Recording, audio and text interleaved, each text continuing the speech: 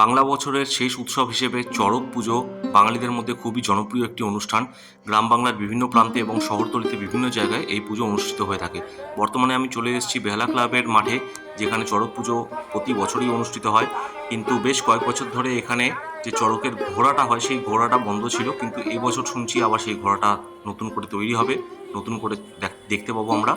আর এই মেলাটাকে কেন্দ্র করে তোমরা দেখতে পাচ্ছ এখানে ফুচকার স্টল, বাচ্চাদের বিভিন্ন খেলনা এবং নাগরদোলা এই সমস্ত জিনিসগুলো এখানে রয়েছে, আইসক্রিম বিক্রি হচ্ছে।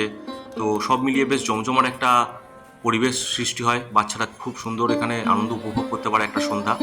আর এই চড়কের যেখানে উপরে যে ঘূর্ণিটা লাগানো হয় সেখানে তোমরা দেখতে পাচ্ছ তোলার জন্য এখন সমস্ত মানুষজন উঠছে, এবং এইভাবেই কিছুটা চড়কের এই পুজোকে কেন্দ্র করে বাতাসা লুট এবং বিভিন্ন রকমের ক্রিয়াকলাপ হয়ে থাকে। অনেক আগে এখানে কি হতো, বড়শি গায়ের মধ্যে গেঁথে তারপরে এই চড়কের ঘূর্ণিটা ঘোরা হতো, কিন্তু বর্তমানে সেই জিনিসগুলো, সেই রিচুয়ালগুলো প্রায় বলতে গেলে বিলুপ্ত হয়ে গিয়েছে। কারণ সেই ধরনের সন্ন্যাসী এখন আর পাওয়াও যায় না যারা অতটা কষ্ট সহ্য করে এরকম রিচুয়ালসগুলোকে বাঁচিয়ে রাখবে। তো যাই হোক, আমি যেটা লক্ষ্য করলাম যে এই ধর্মীয় রীতিটাকে কেন্দ্র করে মানুষের উদ্দীপনা বা উত্তেজনা যতটা বেশি ছিল তার থেকে আরও বেশি ছিল এই মেলাটাকে কেন্দ্র করে।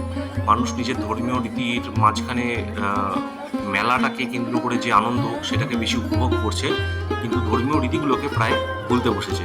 এটা দেখে একটু অবাক লাগলো ঠিকই, কিন্তু আমাদের আগামী প্রজন্মকে এই জিনিসটা সম্বন্ধে জানিয়ে যাওয়া আমাদের কর্তব্যের মধ্যে পড়ে, যে চড়ক পুজো জিনিসটা কী এবং সেটা আগে কীভাবে পালিত হতো এবং কেন পালিত হতো।